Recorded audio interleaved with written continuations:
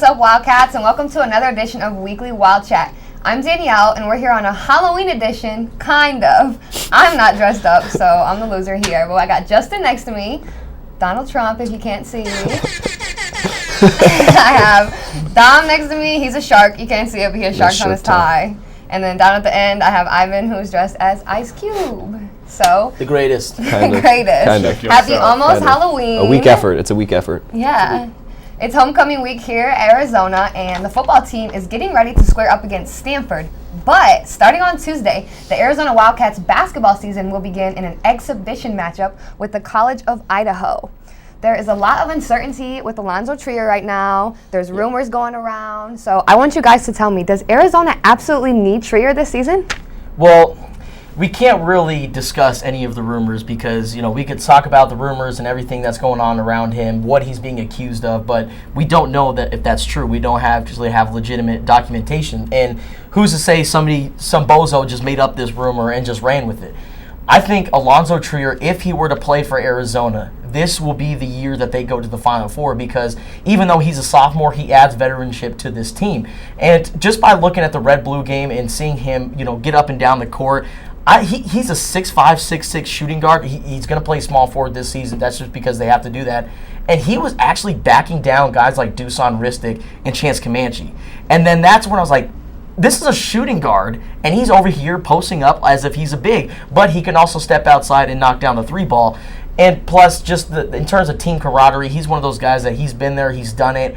He's a starter where you could take guys like Parker Jackson Cartwright, who's a third-year player, but he hasn't really been in the starting lineup. He's only started 4 games in his career at Arizona. Even a guy like Kadeem Allen, he's only been playing 2 years, so he's been playing practically the same amount of time as Allonzo Trier. So do they absolutely need Allonzo Trier? I think they do, but at the same time, they also have depth to move forward. I don't know. What are your thoughts, Don? Asking if they need him, it's a tricky question because do they need him to get to the Final Four? Absolutely. You're not going to get to the Final Four without Allonzo Trier. Do you need him to make a deep run in the Pac-12, win the Pac-12, maybe get to another Elite Eight? I don't think so. We've seen him do it with less before, especially with how deep this team is. But if they're going to make a run at a national championship in their first Final Four in forever, then I think they're going to need him. I think it's essential to have that kind of depth in the same way that we needed Ray Smith last year. When we lost Ray Smith, that was a huge hit to our team because we lost a lot off the bench. We lost a potential starter, and it's going to be the same way if we lose Trier this year. Yeah. If he's not on the team, we're going to lose a potential starter. We're going to lose the camaraderie of leadership on the team. If Trier goes, our leadership's down to essentially Kadeem Allen, who's been on the team for just 2 years. Yeah. He transferred here out of JUCO, so he's not essentially the guy I want leading the team. Allonzo Trier could have better, but he has a lot of potential this year. A lot of people have picked him to be Pac-12 Player of the Year.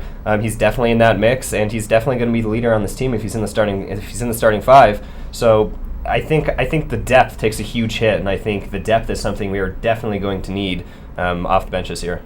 I feel like it's a big blow to the team because without Trier, I don't see them making it out of the first weekend. I see them losing in the second round because he averaged 14.8 points per game last year. Well, with him, they lost in the first round last year, but still, without him next year, you're going to rely on all freshmen, Kadeem Allen, Parker Jackson Cartwright, and Dusan Ristic, which is still a solid team, but they don't beat Oregon, and I doubt they beat UCLA. So I feel like to win the Pac-12, they do need Allonzo Trier. But, and then Sean Miller said during media day, the one thing that makes this team different than last year's team was, and even like in years past, was last year's team never had kind of like a combo player that could play both on the perimeter and on the inside.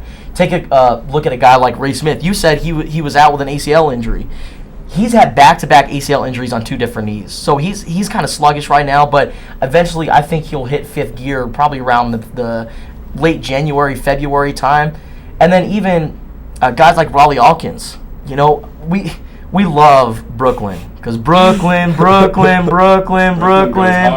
go hard. That's Raleigh Alkins right there because Sean Miller loves recruiting out of the New York area, and a guy like Raleigh Alkins, who's about 6'5", but he can also play the 3. He maybe play like a little bit of small ball 4. I could totally see that happening. He's a tough player, and like last year's team, your only pretty much combo player that played both guard and forward was Allonzo Trier, but we all know that when Allonzo Trier goes to the NBA, he's not playing the 3. He's going to be a shooting guard.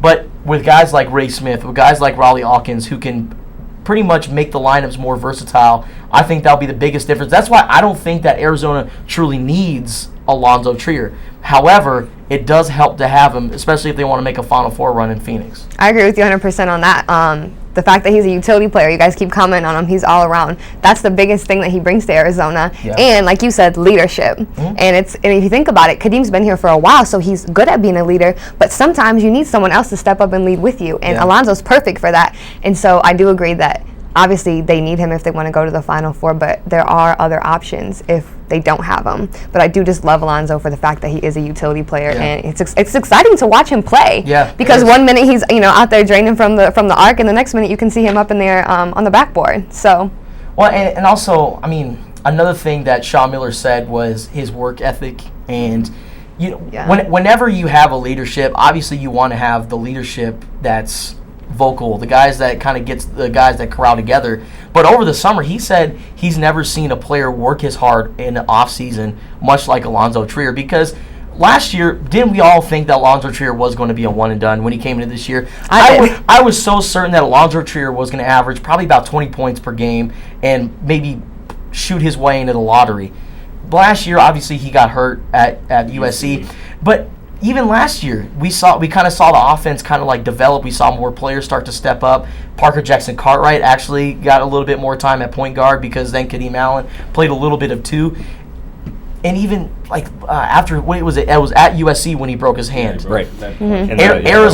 Arizona averaged 85 points per game in that time where Allonzo Trier was not in. Afterwards, it went down to about 73 points per game. So that just goes to show you that, Allonzo Trier is kind of a ball-dominant guard, but with him being out, that could help out Arizona. Well, I don't know, because Trier's their go-to player. Like, your favorite player of all time is Kobe Bryant. He's the go-to player. He's who they're going to go to in the clutch to get buckets. Like, we don't have that much of a proven scorer right now outside of Trier. We lost 3 of our top 4 scorers from last year. And we're going to need Lowry and Raleigh and other people to step up, which they can do, but I don't know if they're ready for it just yet. And I'd like to touch on that. I'm glad you brought that up. There's a lot of question marks around this team this year in the sense that all the hype is on all these recruits that are coming in. We got Raleigh Alkins, we got Markkanen, we got Kobe Simmons, and these are all huge names that could be easy lottery picks next year coming out of college and going in the NBA. But again, we've seen guys like Grant Jarrett come in here who never really panned out and then bounced for the NBA. So you have guys like Markkanen, Raleigh Alkins, and Kobe Simmons where if they have average years, they can easily go and still be lottery picks or first-round NBA draft picks. And if they have average seasons and we don't have Trier, we're not winning the Pac-12. We're not getting out of the first weekend of the tournament. So that's where Trier kind of comes into play. He needs to be the one consistent that we have throughout this season, and if he's not there, then we're going to be leaning on these 5-star freshmen to kind of carry the team. Can they do it? Yes. Do I rely on them to do it? Am I confident they're going to do it? Before the season even starts, I'm not confident I can say they are. If Allonzo Trier does play this year, is he the best scorer? Yes. Of all time in the Sean Miller era? Of all time. And Sean Miller has had players like Nick Johnson, players like Stanley Johnson. I think Trier is a better scorer than Nick Johnson. I think player, no, but scorer, I think so.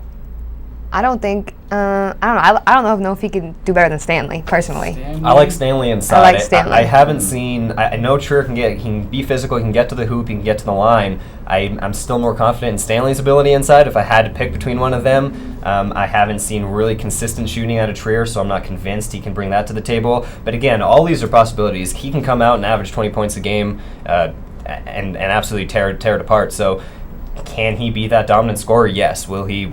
We're going to have to wait and see. I think Trier was more consistent than Stanley, though, because Stanley also had T.J. McConnell, though. Let's not forget. Stanley had one of the best point guards in the nation, setting him up for buckets. True. That being said, with you guys saying that, all these different players that you like, the 5-star freshmen, tell me, what do you think the best lineup is for Arizona to start the season with?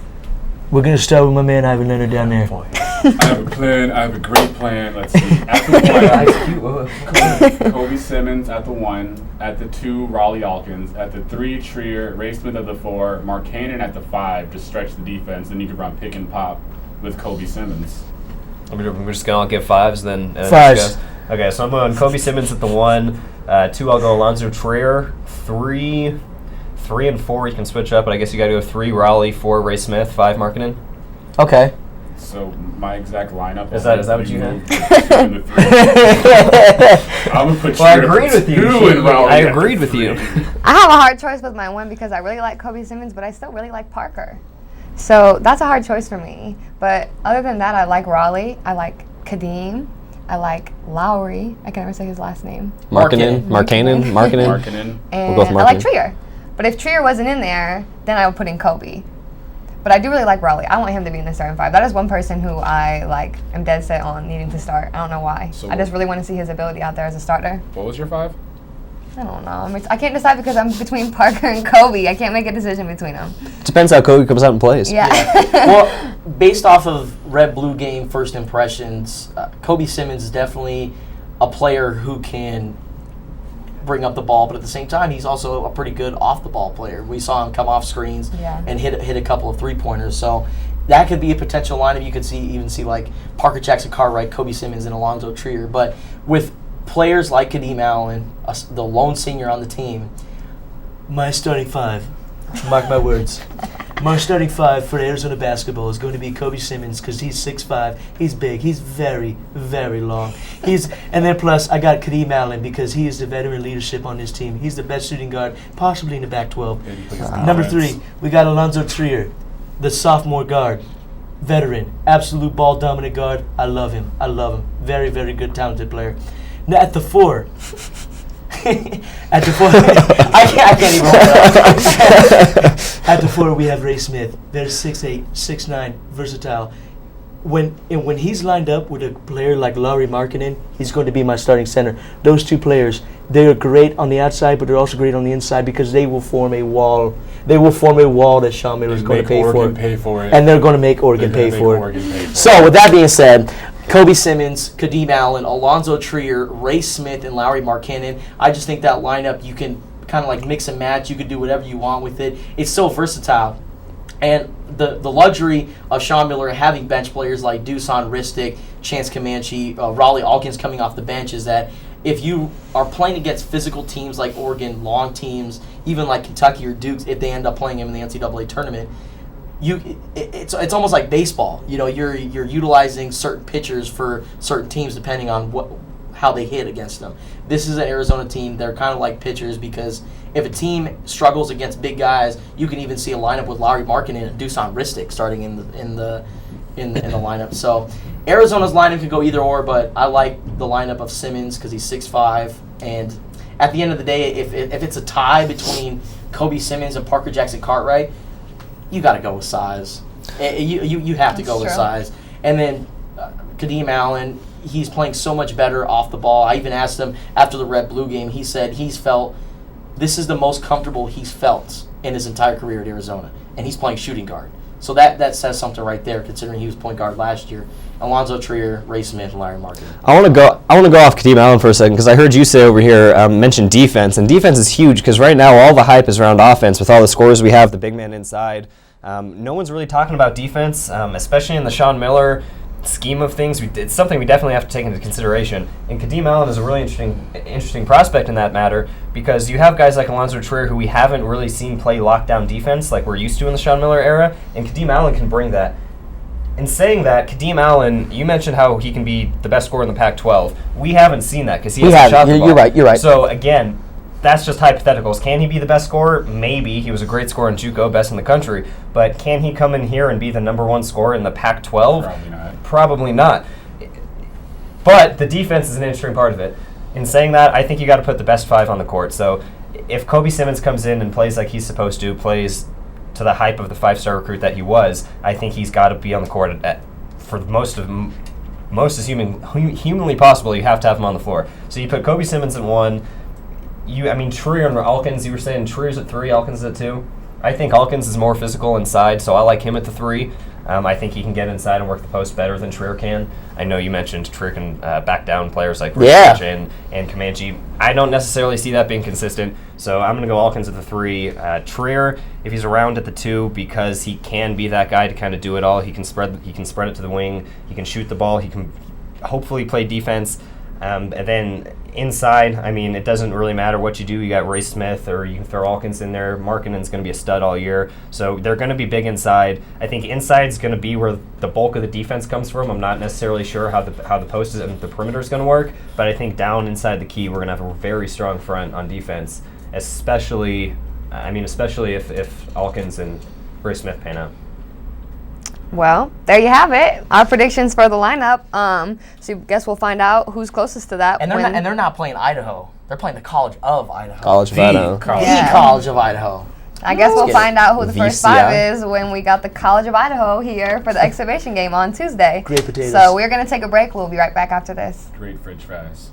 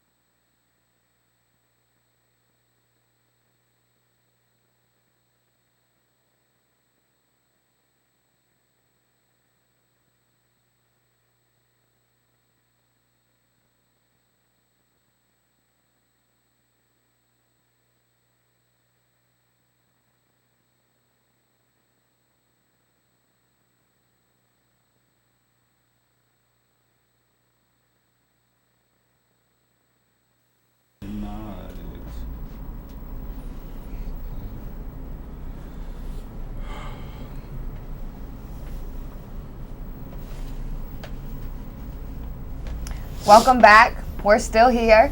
It's still homecoming week, and the football team is getting ready to take on Stanford here at home at 8 o'clock at night. What a late homecoming game. Pac-12 after dark. Pac-12 after dark. We're going to talk 12 score after midnight. predictions. We're going to talk flow of the game. So I'm going to start. I have Stanford winning 31-17. I do have to say I am very excited to see Samaje Grant in the running back position. And that's because he hasn't performed as well as I would like him to as a wide receiver. Yeah. And so I'm excited to see if he's going to show a little different of his talent and his ability in the wide receiver position. So I must say I am excited for that.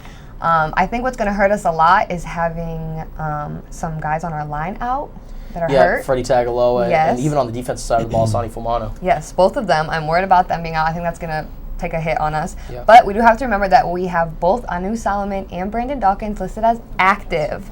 It's a miracle. We have 2 quarterbacks listed as active. And personally, I'm going with Brandon Dawkins for the start. And as for Stanford, I think Christian McCaffrey is going to be saucy. I think he's going to be running all over us. Okay. I think the flow of the game. I think the flow of the game will be saucy. Now we're trying to find a way to fit in saucy 4 times into this broadcast. So if you hear it, spare us. No, but this game, 102nd homecoming. Arizona always plays well for homecoming, except for last year when they lost to Washington State in an afternoon game. Luke Falk threw 539 passing yards and just roasted. And then the year before that was the USC game when Casey Skowron decided to miss a couple field goals that could have put Arizona in for the win. But anyways, with that being said, 2 homecoming losses in a row. They're coming off a bye week.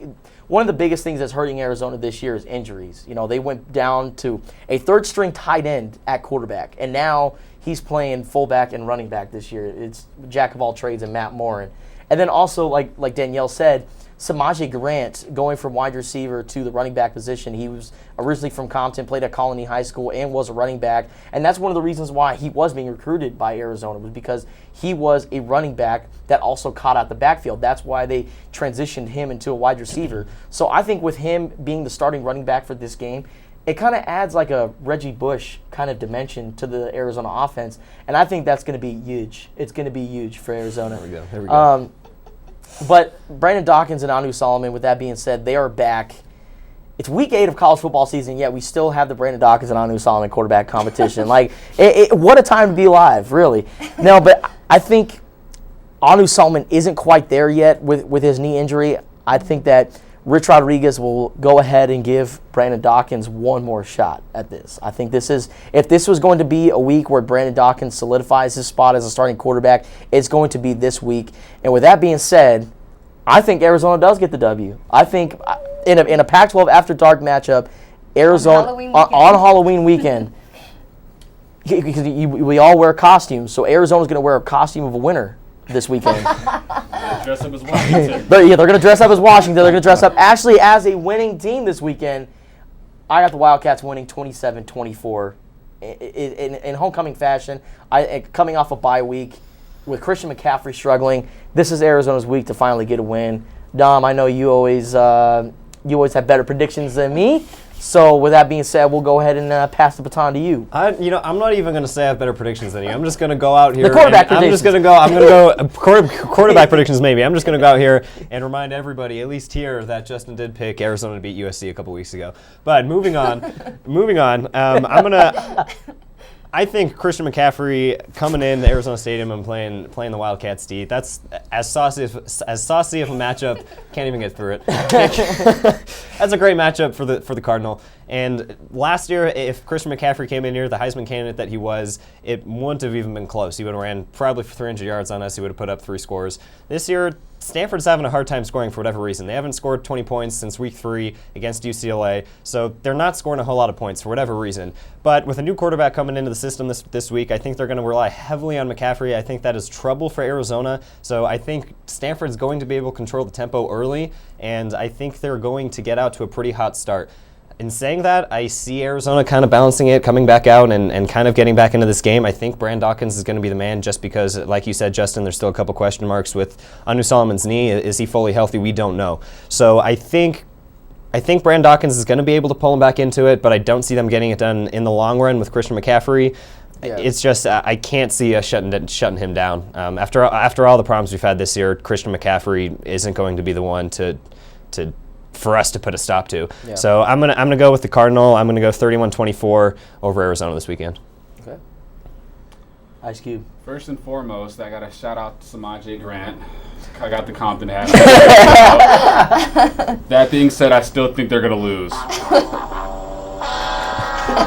Because Christian McCaffrey's coming back, he's gonna realize he's playing Arizona's defense, and he's gonna plan accordingly. He's gonna get a good night's sleep. He's going to wake up, he's going to see that defense and realize he can break 30 tackles a play.